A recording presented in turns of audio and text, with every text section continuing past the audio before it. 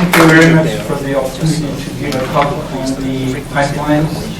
And the previous speakers have provided very good talk, and Trevor has provided a big picture of the pipeline operation, and Jim has provided fabrication and evaluation techniques, which is very important. And I'm going to touch something on the operation and integrity management. So here's the title.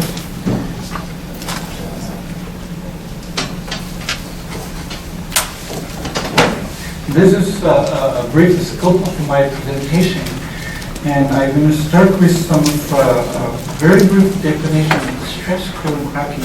From that, I'm going to introduce corrosion fatigue, why we call it corrosion fatigue, and then talk about the characteristics of pipeline pressure fluctuations, and then the general characteristics of crack growth and variable amplitude cycloiding, which is very different from the variation of stresses you were doing in lab. Then we're going to talk about the pipeline crack growth behavior under such variable pressure fluctuations.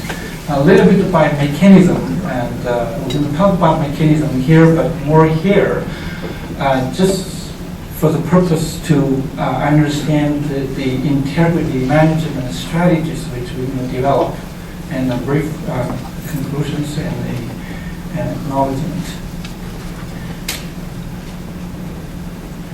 So there are two types of SCCs, and I have a chance to determine the aspect ratios of those cracks from developing the field. And what we have done is actually we ground the surface of the pipe layer by layer, and we got depth information about the cracks, and we found that the differences, the aspect ratio is very different. For high pH SCC, which is well studied once, and this is the blue line, and if you put the circle here, and it's more a semicircular shape, as compared with near-neutral pH SCCs, a type of SCC that I found in Canadian pipelines is actually elliptical, and it's shallow in depth and long along the surface. And you may find different shapes or different aspect ratios. Most of them found will be that after the pipe is ruptured, and those are not very accurate because there's already joining. In terms of joining, they are actually different. For high pH SCC, we actually found that it's more a mother-daughter relationship. It is a mother, give a birth of a new baby, and the baby daughter give a granddaughter. This type of scenario, as contrast to this mother-daughter situation for high pH SCC, you may see a more random enucleation and coalescence. So it's different. So those are the individual cracks before coalescence, and somehow it will show the mechanisms of growth, different mechanisms of growth, which I can briefly mention here.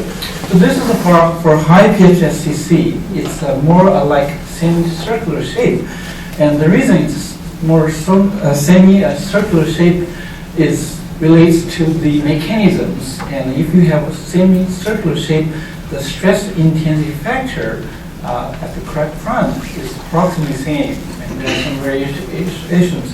From that, you can see it is the stress intensity factor dictates the growth rate. And how this is related to the corrosion aspect of it. This is high pH SCC passivation will occur. It will form a film on the surface covering the bare metals, and so that the further growth will not occur. But it requires a stress to fracture the film so that corrosion will occur. So the stress is controlling limiting factor, and that's why it can maintain our semicircular shape and by the so-called film formation and fracture mechanism. As compared with the near-neutral pH SCC. You may start with a more or less semicircular shape, but as it grows, the depth direction, growth in depth direction becomes very slow, but the growth is more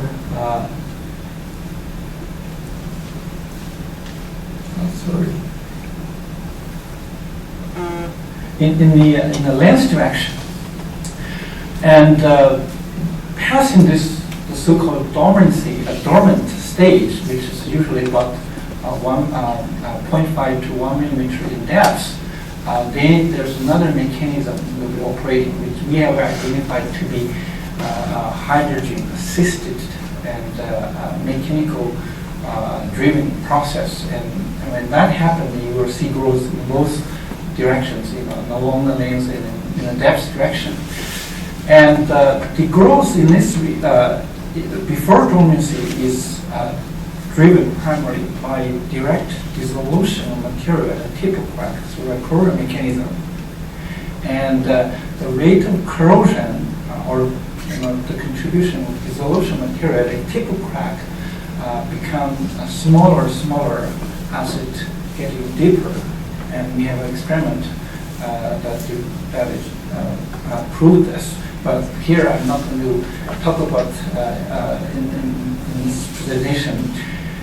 And beyond this, there will be hydrogen and mechanically driven process. In today's presentation, and I will concentrate on this stage 2 crack growth, and stage 1 is somehow happened, controlled by corrosion, and after cooling, damage is occurred and water are able to access the surface of pipeline steels.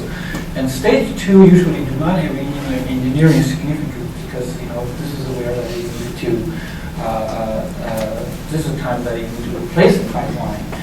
In terms of morphology, it's very different for comparing the high pitch SCC, which is usually intergranular, and the crack is much narrow, but high pitch, low pitch is more wide crack crevice and tended to be dormant, and when it's come to a dimension of 0.5 or to 1 millimeter deep, and only less than 5% of them are able to grow continuously, leading to the failure. Now, both has been identified to be SCC, stress corrosion cracking. It means that the crack can grow under a constant stress, or constant stress intensity factor. And we found that this is actually a misconception. And how can we determine whether this is truly SCC or corrosion fatigue? We did an experiment to prove it. So this is a compact tension specimen. We actually test the specimen in 2 different solutions. This is a solution that has lower hydrogen generated. This has more hydrogen generated. And the pH of this one is around near neutral, which is about 7. This is 6.3. It's more acidic and generating more hydrogen. So at the beginning, we did cycloiding. Look at this line, where we actually have kept the Kmax, the stresses, stress intensity factor, the same. This is the time. This is growth rate. And here in the first, I think how many days here, probably a week time, we have fluctuation stresses. This is the stress intensity factor range, and then we see crack growth. Now, passing this point, we actually just keep at high stresses to achieve the so-called SCC condition. And in both solutions, we didn't see any growth. This is about 10 or a week time. Now, if we're going to resume the cyclic loading part, loading, and continue to maintain the same maximum stress, we see crack growth in this solution, which is the environment that produces more hydrogen, but we're still not able to see growth in here. And primarily because that the hole here can lead to a blunting of crack tip, which actually reduced the stress intensity, and that's why within C growth, but this has more hydrogen. Hydrogen assists the process. Now, beyond this point, the same specimen, we actually increase the stress intensity factor to 47.1 megapascal/meter, and we start with cycle loading. Okay, we see growth in both cases.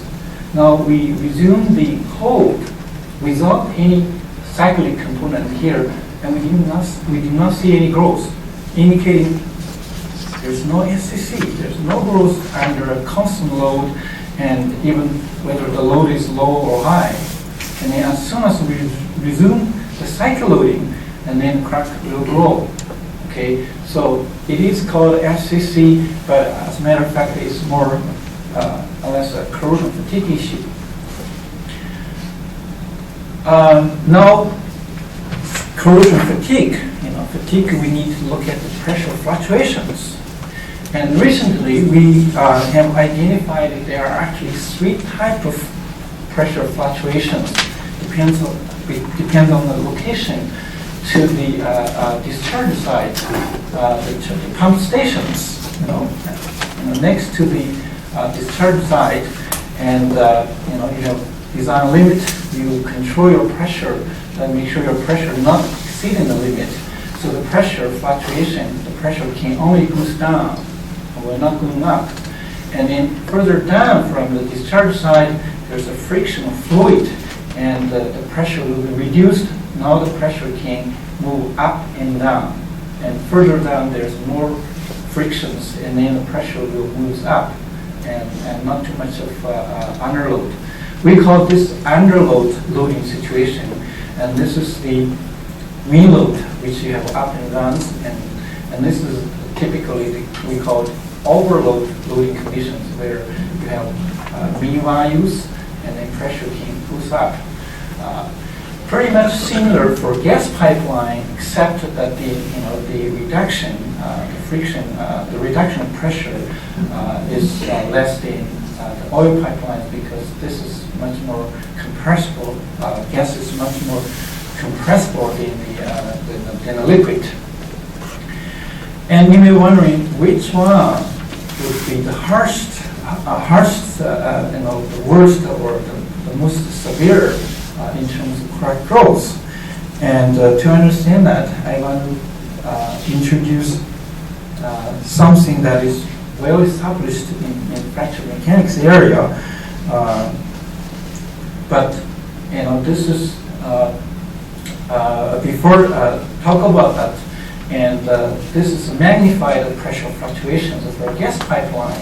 And you can see there are minor variations. The R ratio, which is usually used to quantify the fatigue component, which is basically the minimum pressure over the maximum pressure. And if you're going to load the steel with this level or this R ratio, you are not able to detect any crack growth. Okay, and this type of spectrums is also characterized with occasionally very large drop of pressures. And if you look at the recent report supported by DOT, it says that the pressure cycle-induced fatigue failures are not believed to be a near-term threat to natural gas pipelines because of their less frequent and lower amplitude pressure cycles. Then you may be wondering why we have failures. Gas pipelines fails in 20 to 30 years. Why there's failures? Certainly there's something that is not missing. Is missing and it's not captured. So we can provide you information on this. But first, I want to provide you a general picture of how the variable pressure fluctuations affect crack growth. First, we can look at this one. This is the so-called constant amplitude cycle loading. And this type of cycle loading are normally adopted in the lab. When people study fatigue mechanism, they would like to use this waveforms. Okay. And the other situation, which is well characterized, is the overload. Occasionally you increase the load, and then and that is actually going to reduce the crack growth. And this is crack length, and this is number of cycles. You can see you need more number of cycles in order to achieve the same crack length if we have this location overloading. Now, for the type 1 underload type of pressure fluctuations, where you have pressure drop, which to most people we were thinking, you reduce the pressure, that might be a good thing, right? Okay. As a matter of fact, it has been well documented that it is going to reduce the crack. It's going to increase the crack growth. It has lower number of cycles as compared with the nice constant amplitude fatigue loading. And then, so these two are two extreme conditions. And but if you're going to have this extreme conditions combined, then you may have overload and underload, or underload and overload. Hydrostatic testing is actually a combination of this, where you have to reduce pressure so that you can feel water in it, and then you go up here, and then you need to drop again, and then you resume the operation. I'm going to talk about this later, but as you can see, the effective growth rate is in between the two extreme conditions. Now, from this characterization, and it is obvious that if you have underload and pressure fluctuations, the crack growth rate will be substantially increased. And back to these definitions, and you will see, this will be the worst scenario. As a matter of fact, and 70% of failures are, within 30 kilometers distance from the discharging site. Okay. So next here, today I'm going to concentrate on this type of loading and to determine how this underload type of pressure fluctuation affects crack growth. And if you look at the spectrums, and you will see that this underload type of pressure fluctuations is featured with very minor cycles in underload and larger drop of pressure fluctuations. We have examined 18 pipeline spectrums in a range from a year to over 100 years, 10 years or 5 years. And those is from Enbridge and TransCanada pipeline, and some of them from Spectra Energy. And for oil pipelines, we tend to have much more of this underload type of cycles. Have 537 underload cycles per year as compared with the gas pipelines, and has only a few in 8 of them. And the loading rate can be very different. The unloading and unloading tend to be slightly different, and that has a great effect on crack propagation, which I'm going to talk about later. The minor cycles, there are a lot of minor cycles. The minor cycles is usually considered to be non-propagating, usually considered, they're harmful, and there's no effect. But I'm going to show you with the combination of this underload and the minor cycles, and those minor cycles can actually contribute significantly to crack growth. And this is the next, this slide, where we have this underload cycle.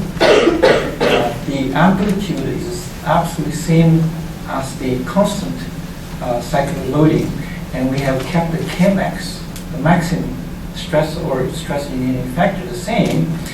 And for this one, we actually replaced the minor cycle with a constant hold, and here we have added minor cycles to this constant amplitude loading, and this R ratio is 0.9, which is in industry considered to be neostatic loading, and they're not going to have effect on crack growth as believed. But from this, as you can see, the crack growth rate is very different. And these minor cycles are able to grow because of the presence of this underload cycles. And you can see the difference on the fracture surface. This is the one that generated the striations, nice large spacing of striations corresponding to the constant amplitude loading. And this one has, you see, very fine features of striations and generated due to the presence of the minor cycles, which is usually considered to be non-propagating. Here I want to provide a big picture to show the misconception, to my belief, in industry and the actual situation. The industry standards, the equations or calculations to figure out the amount of crack growth is based on Paris law, which the crack growth rate relates to the very stress intensity factor range. Okay, and then jump to a conclusion, and this will be the rate of growth. And using this model, and you usually will predict a life several hundred years, and that is the reason that there's this conclusion draw, because the conclusion is correct in the fact that he has used constant amplitude loading to determine crack growth rate, and the conclusion is incorrect is because he hasn't introduced this underload into his testing, and that's why he predicted life several hundred years. If we have a model provide several hundred years of life, and then in reality, pipeline fails in 20, 30 days, why you have to use such a model? Okay. So back to this. So this is what the current model in the standard are built, and they actually have ignored two important effects. One is they have ignored the load interaction effect, and there are two types of load interactions, to my understanding. First is the so-called load history dependent load interactions, which relates to the variable pressure fluctuations, such as the underload and overload, and this actually is going to extend your life, the life of pipeline, and this is going to short the life cycle of the pipelines. And there's a time and cycle dependent load interactions where in a corrosion environment where the hydrogen are generated and segregated to the crack processing zone. This is the plastic zone, and the hydrogen-induced cracking may take place, and which may generate enhance the crack growth. So both has to be act together, and also there's low temperature creep. You have hydrogen there, and the hydrogen may facilitate the plastic deformation, which could further prolong the tip of crack and interact with the load history, and both combined together will able to more precisely determine the crack growth rate in the field. So this is the big picture of it. What happened in reality? If you have considered those effects, what would be the rate that you have determined? First of all, we can look at the crack growth rate determined using a constant amplitude loading, which is what the data that you see in the industry standard. And we have tested in two different environments. Here is tested in the air, and the black line is tested in typical near-neutral pH solutions. And the testing conditions is approximately the same. And we have conduct our test over a very wide range of loading frequencies. And you may wonder why it has to be such a large range of frequencies. Is because this is the loading frequency that you see in the actual pipeline operations. And for gas pipelines, it's more or less concentrated in this area, and oil pipelines is more in this area, in which we're going to provide you some of additional data later. First of all, we can look at the results in air. Okay, and this is one that we have introduced the minor cycles. Okay, and you can see there is over 20 times the increase in crack growth rate.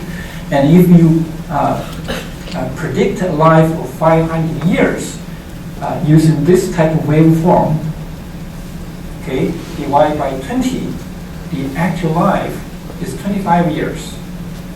You can see the difference. And also you can see this is tested in air. If you have weldment, you have cracks in the weldment, which is not exposed to the hydrogen, to the corrosive environment. And the difference is here, it's huge. Okay. Now, if we're going to introduce environment to it, and then we have see, maybe 5 times or close to order of magnitude difference.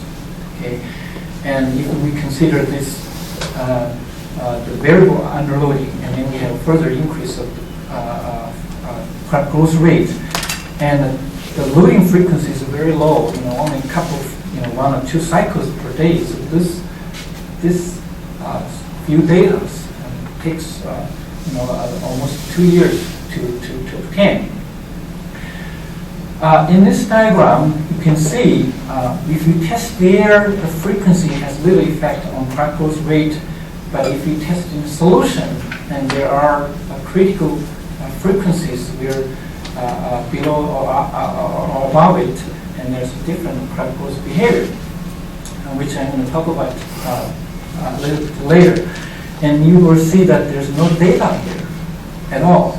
It's not because there's no data. This is actually my initial work, and data has been published in 2007, where we have done a lot of testing, and at the end we were able to come out with this equations with a combined factor allows us relates to the variation pressure, maximum pressure, and loading frequency and environment and the material factors, and as a combined factor to determine the crack growth rate. And this one here is actually SCC. We said that it is actually corrosion fatigue, but they are SCC portion of it. But this B value is very small.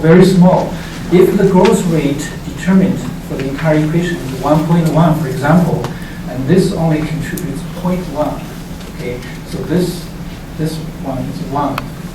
Okay, and so this is what the industry standard predictions are made in current standards, and this is reality. Okay, and you can see the difference. I won't say it's 2 order of magnitude difference, at least 1 order of magnitude difference. Okay,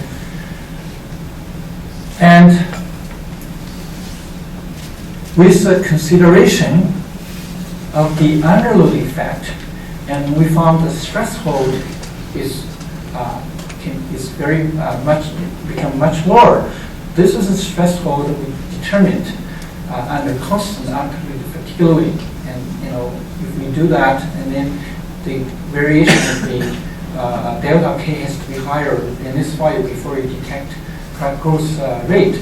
But in reality, the combination of loading actions, introduction of the underload and minor cycle can push these thresholds to much lower value.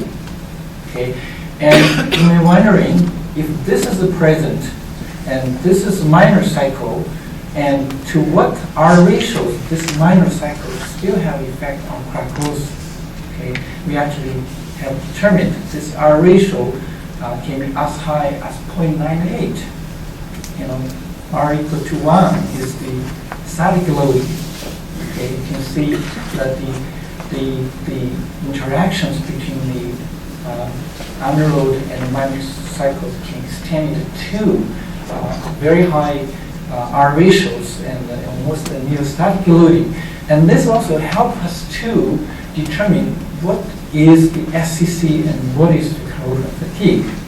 Okay, and this actually paper we have just a couple of days we received reviews from the reviewer.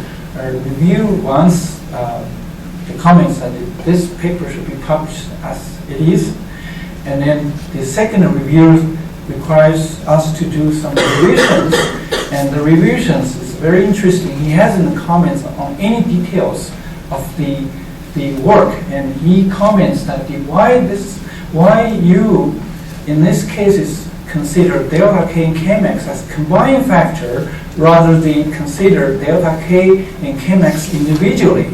And if you work in this tree, and this will immediately remind you a classical equation, which is the so-called superposition model, which was developed by the father of SCC, who is the Dr.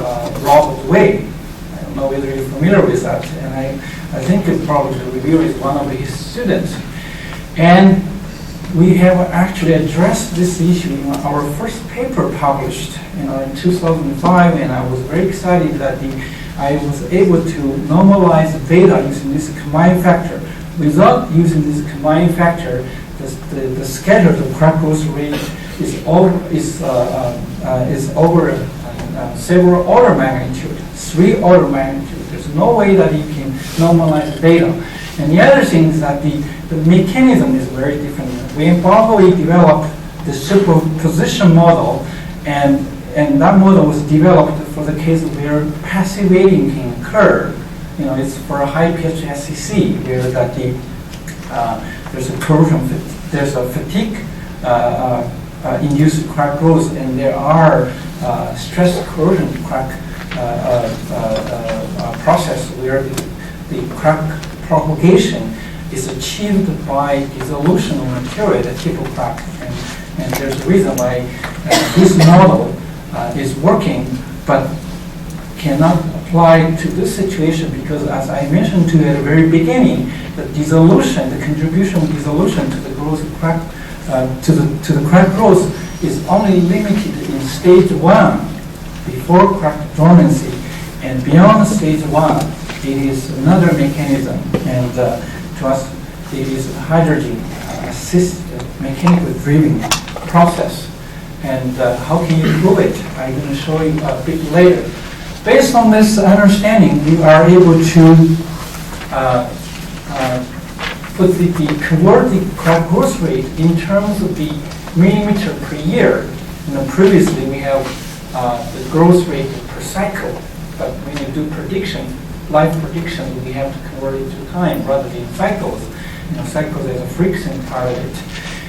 And in this plot, we have actually the data for constant amplitude. Okay, and this is what it's going to predict. And this is where the pressure fluctuation, the loading frequency for gas pipelines is here.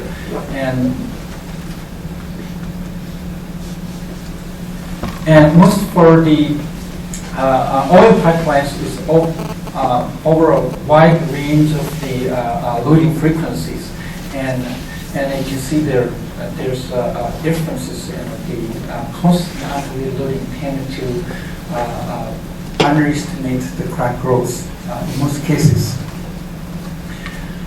Now back to the mechanisms. In order to develop a right strategy, so we have to know the mechanism. I already mentioned to you part of the mechanism, which is the fatigue, the cycloid, the interactions between different amplitude of cycloid. And from based on the over 17 years of study, we found that in stage 2, and crack growth is governed by hydrogen-assisted mechanism and at the same time driven by mechanical driving force. And the amount of hydrogen generated in such a system is actually very, very small. If it's the open circuit potential, it only can generate 0.02 ppm. Under cathodic protected conditions, it can generate about 0.2 ppm. And we found that in order to induce hydrogen blistering, you have to have a hydrogen at least 0.3 ppm. Okay, so this amount of hydrogen usually we are not able to induce blistering or defects directly, but this hydrogen generated surface, once it's segregated to the tip of crack, and there's hydrostatic stress present, and there will be elevation of the hydrogen content, and it can be 10 times higher. So if you multiply this by 10, and the hydrogen level in this region can be very comparable to the hydrogen level that they are able to induce hydrogen-induced blistering. And that's why we need a crack to be present, and we need stresses. Okay, and also we have found that it is the hydrogen generated on the pipe surface rather than hydrogen generated tip of crack responsible for this hydrogen-assisted cracking. And this is consistent with my previous statement that once crack becomes dormant, the corrosion at tip of crack is minimum. So there's not too much of corrosion. Certainly there will be not too much of the corrosion or byproduct which is generated with hydrogen, right? So to further prove this, we have conducted a test. And in this test, we have used a CT specimen. And here we tested in the air. And now we have another test that we have actually pre-peaked the crack tip to the same dimension, and we apply load to achieve the same stress intensity factor.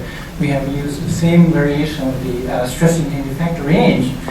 Here we actually have something, plastic material filling within the crack crevice, and also we have covered the surface of specimen with a tape so that there will be no direct contact of the solution, aqueous solution, to the crack tip and in the region where crack is propagate.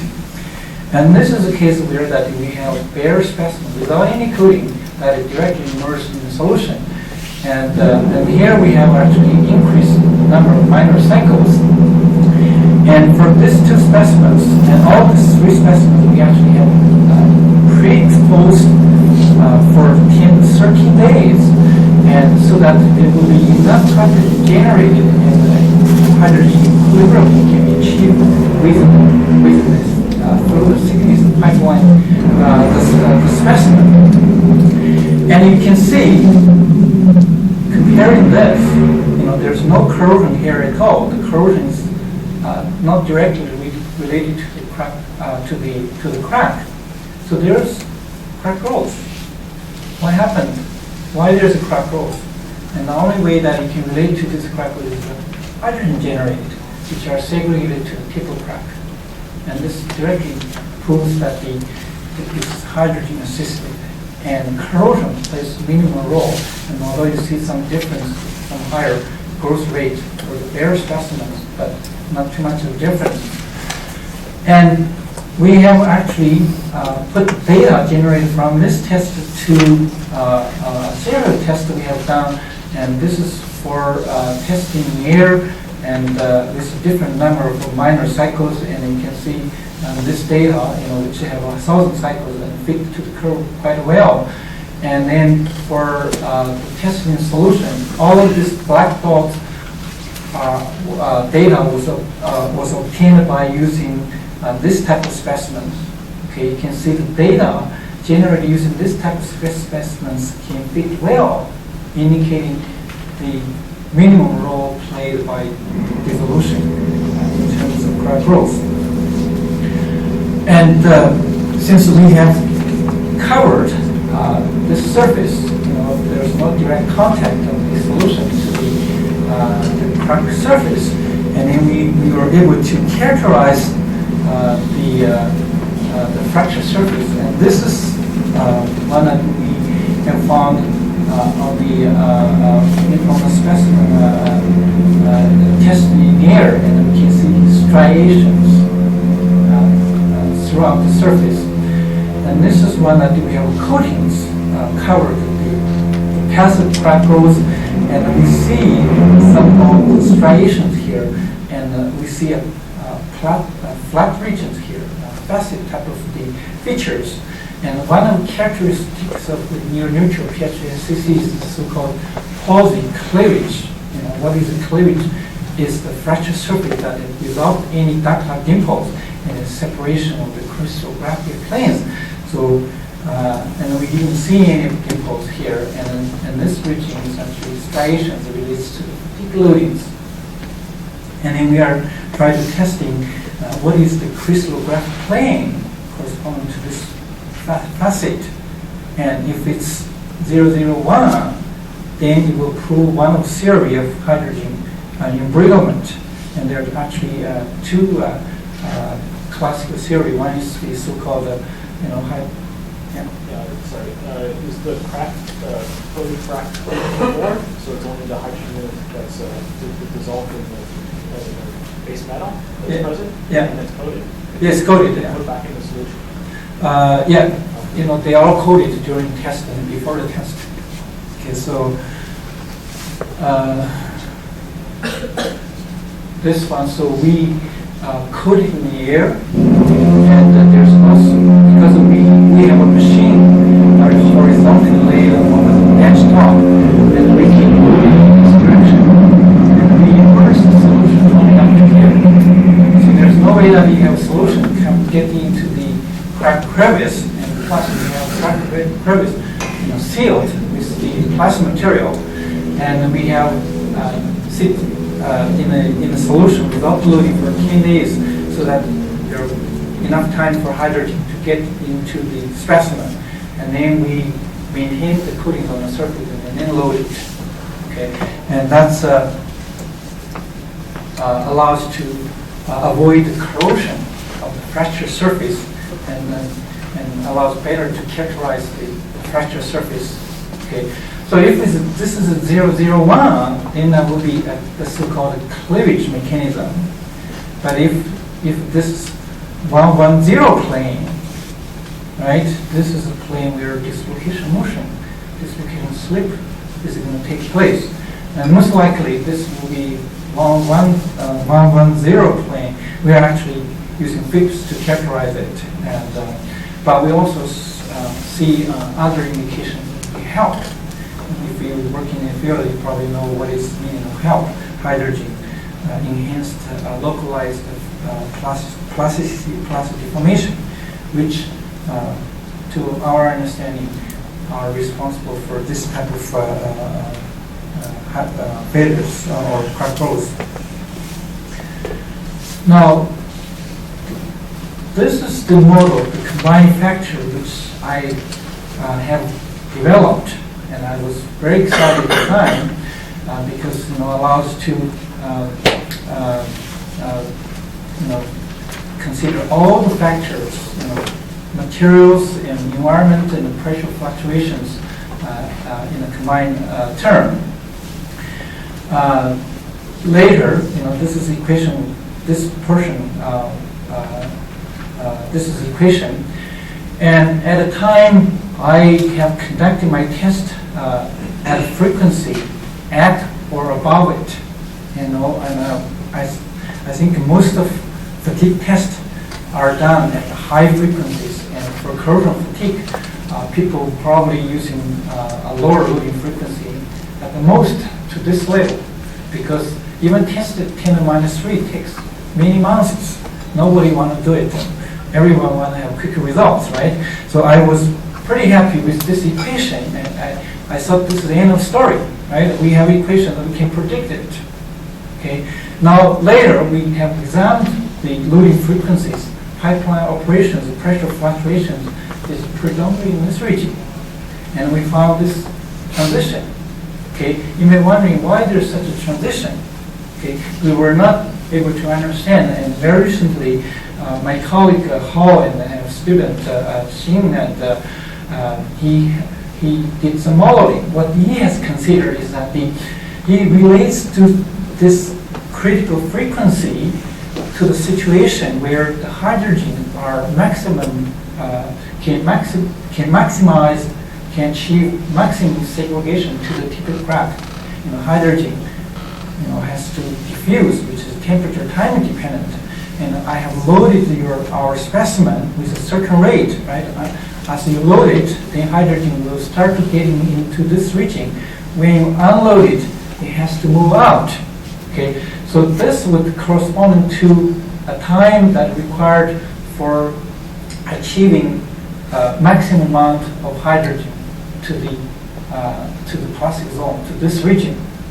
Okay, And beyond that, and the crack growth rate will be insignificantly affected by the loading frequencies.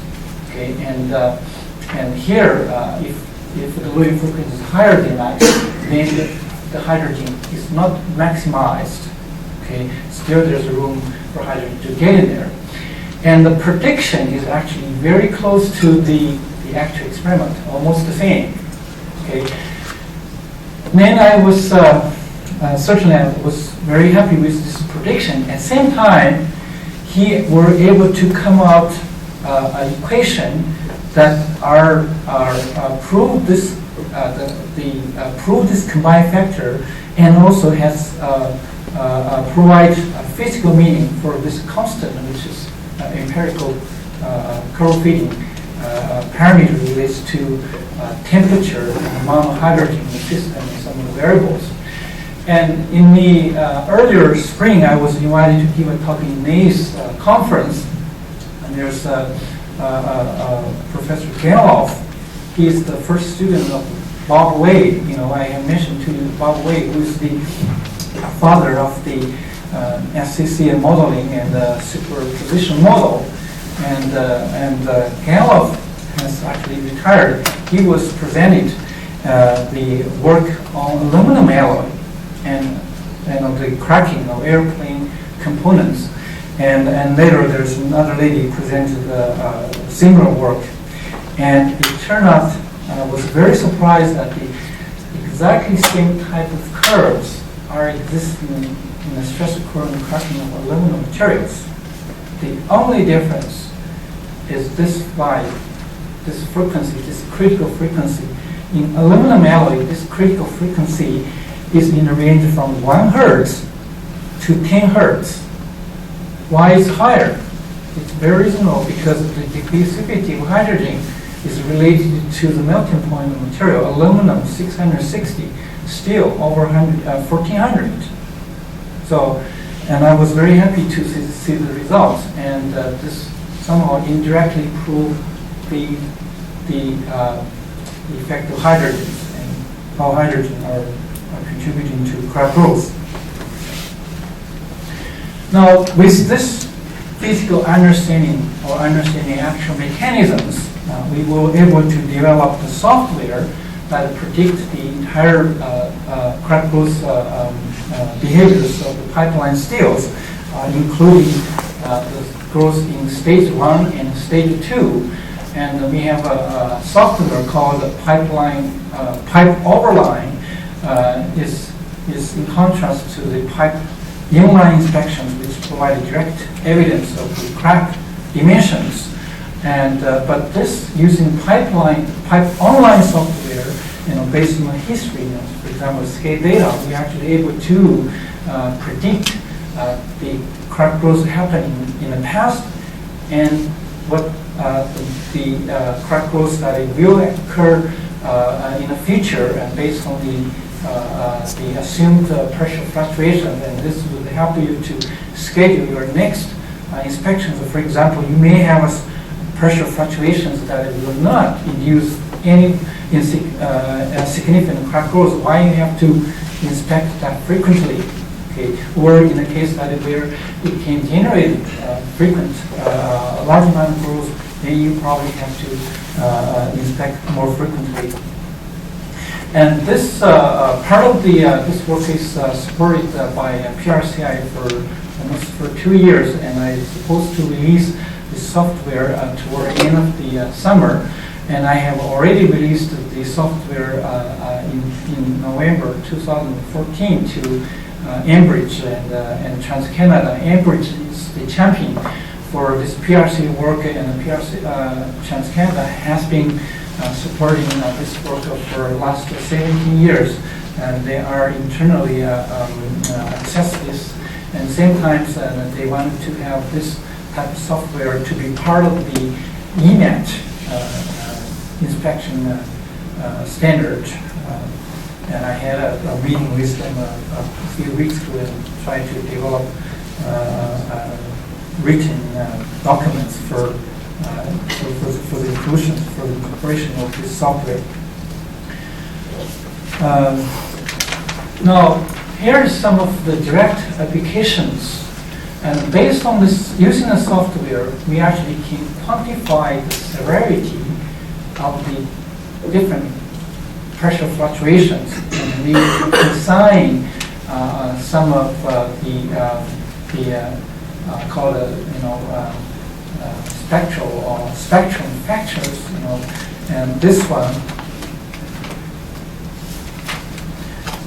one has higher values and is featured with large and frequent underloading, and which is the most severe case in terms of crack growth. And the same thing happened here. This is more frequent fatigue and also underloading, as compared with this one that is more less mean load type of loading, which should have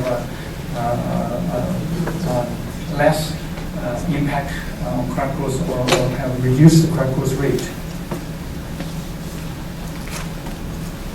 And this is the actual crack, the predicted crack growth curve for some of the typical spectrums that we have received from companies. And this is a discharging side, the pressure fluctuation from discharging side, which predicts much lower life as compared with the section side, where the pressure is low and plus have overload type of loading that can retard the crack growth rate. And this is the case where that the current standard, the constant amply loading software used to predict life, and it's the called rainflow counting method or model, predicts much longer life than the models that consider the loading actions.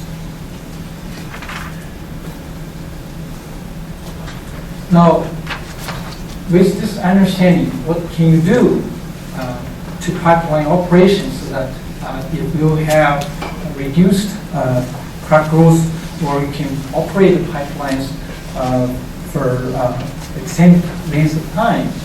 First of all, we need to understand that the risk of failure is very different, because you have different type of pressure fluctuations. It will be worse right after the discharging side, where you have large drop of pressures and you have very high maximum pressures, and plus minor cycles, minor pressure fluctuation, which is usually called ripple loads, and that can contribute to crack growth. But in most people's mind, in most people believe it does not. But I will show you it has significant effect on crack growth rate. And I'm not going to go through this in detail, but I want to use the hydrostatic testing as an example to demonstrate that how you can control crack growth, avoid crack growth during regular operation. First of all, this is the ripple loads, which are considered to be non-propagating. Okay, but if you have underload before it, it can actually cause crack propagation. Okay. Now, for this part, normally crack under fatigue loading, normally it's believed that the crack growth will occur during loading portion of it. It will not, crack will not grow or propagate during unloading portion cycles. Now, for this loading portion of it, because you have underload present, so there will be enhanced growth during loading portion of it. Okay. Now, for this unloading portion of it, unloading part of the cycles, and under fatigue in air or in another environment, and assume that there's no growth, but we will have growth when hydrogen is present. How crack can grow when hydrogen is present, it really depends on the loading rate. Okay, if you the unloading rate, if we have an unloading rate very fast, it can actually cause crack growth during unloading. And this is because you see we have minor cycles here, and the stress is very high, you can maximize the hydrogen segregation to the tip of crack. Okay, hydrogen is fully segregated to the tip of crack, and then during unloading portion of it, hydrogen has to diffuse out in response to the reduction of hydrostatic stress in the plastic zone. Okay, but if the unloading rate is very high and the hydrogen are not able to move fast enough, it will stay inside the material, and the hydrogen can cause the lattice to be expanded. Okay, which will be a situation like this room. The room, when you load it to the highest stress, the room is full of people. Okay, then you can unload it, and people have to move out. But we only have one door there, and you want to crush the room, make the room very small very quickly, and there's no way for everyone to get out in time. So the volume inside will cause cracking of the roof. Okay, so that would exactly happening during unloading portion if we're going to unload it very fast. Okay, so we have actually observed this phenomenon by a new master student, and we're not going to present it here. Okay, so you can see, and you need to control this unloading portion, and you should entirely avoid this underload cycles. Now, for this part, I was briefly mentioned for this part yesterday. First of all, and there's a hold here, which is 1 hour, and it's magic time. And when you load it to such a high stresses, you maximize the segregation of hydrogen. You need to control your unloading rate. What is unloading rate? 10 to minus 3 hertz. That is critical frequency that achieving maximum hydrogen segregation. So certainly you wanted to unload it much slower than that. Okay. Now, so this 1 hour is enough, allows hydrogen to gradually segregate it to the tip of crack, so there will be hydrogen-induced cracking issues, hydrogen brittlement. At the same time, there's a low temperature creep issue, which I mentioned yesterday. The low temperature creep issue actually has two effects. On one hand, that it's going to blunt the tip of crack, and that is a good thing, and that's why there's retardation. Usually people found that after hydrostatic testing, crack growth rate can be reduced. And I have a paper, I think it's 2004 IPC paper, I have quantified this, and there will be delay of crack growth, and simply because of the crack tip blunting. On the other hand, if the crack is deep, then there will be plastic collapse. There will be time-induced propagation, time-induced plastic formation. The remaining segment, and by holding there will be time-induced plastic formation, and that plastic formation will reduce the effective cross-section so that the stress becomes higher. When stress is higher, then it's going to introduce new low temperature creep, and then this process will continue, and the failure could occur.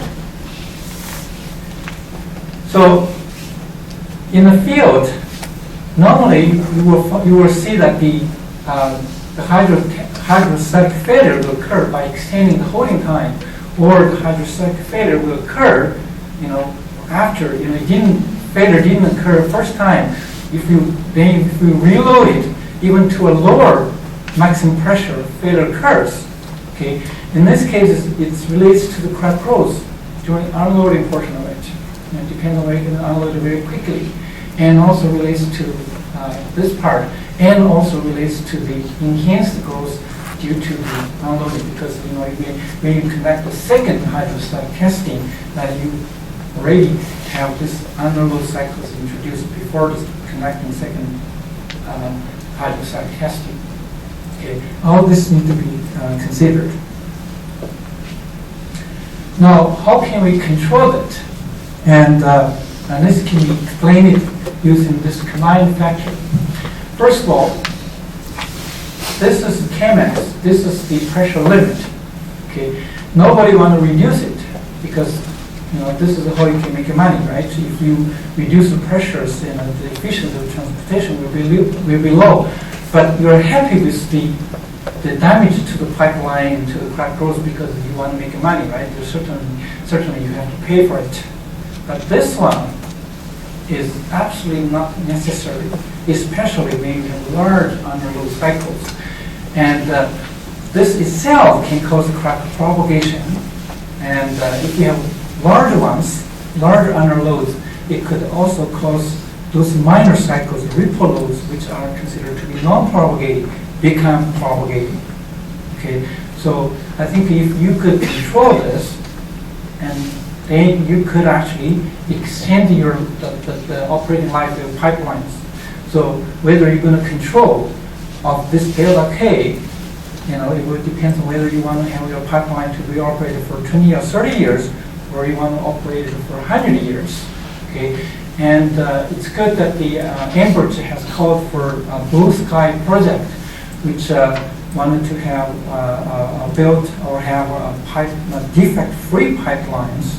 Okay, and one of the proposals we have proposed is that we probably could control that. There's a lot of benefit by doing this.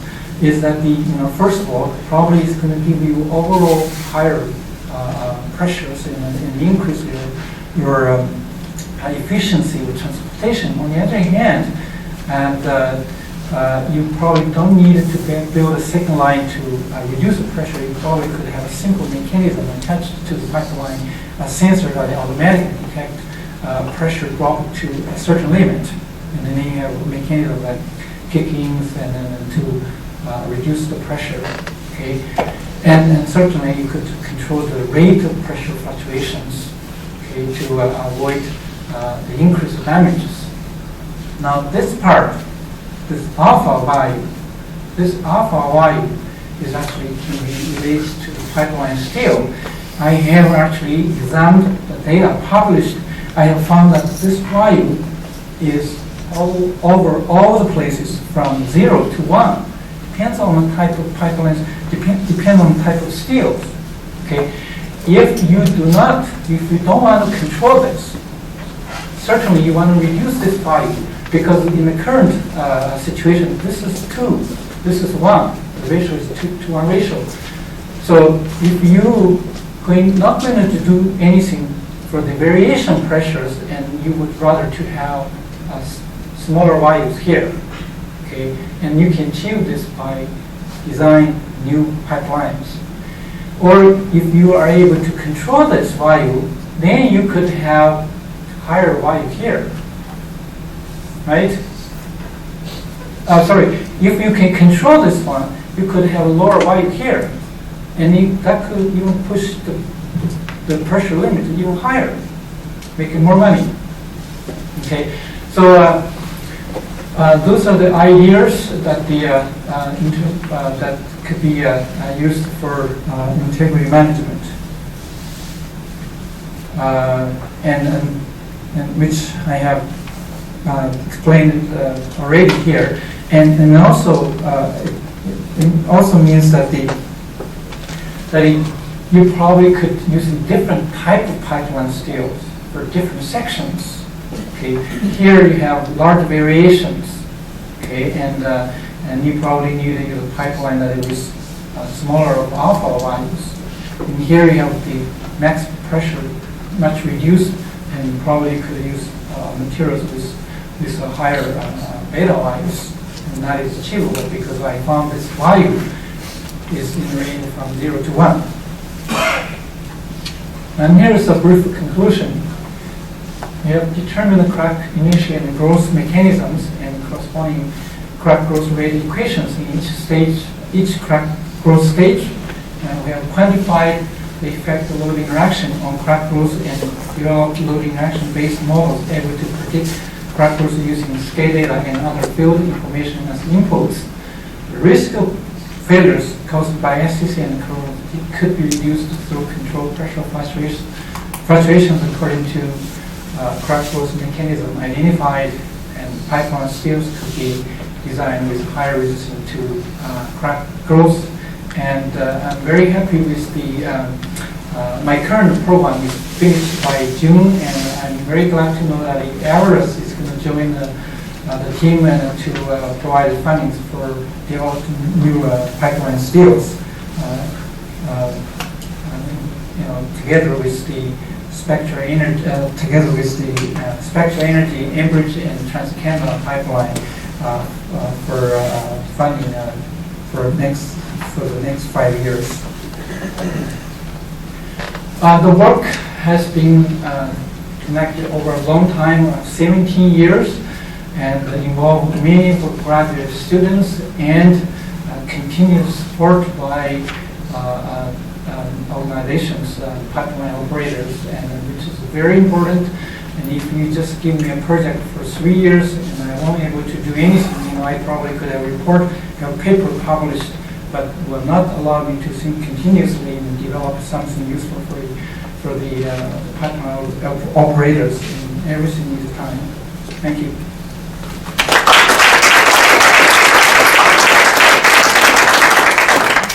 All right, so we have time for one quick question before we break for the launch. So, over there. So at maximum hydrogen segregation, you get a blunting effect.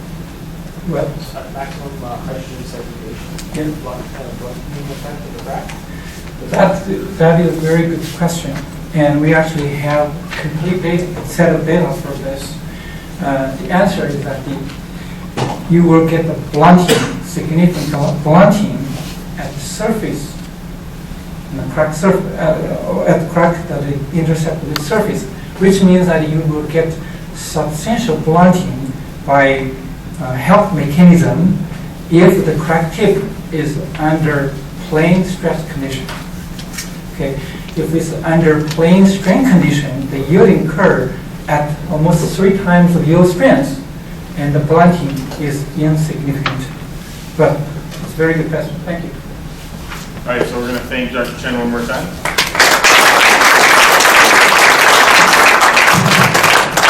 So you want to make an announcement before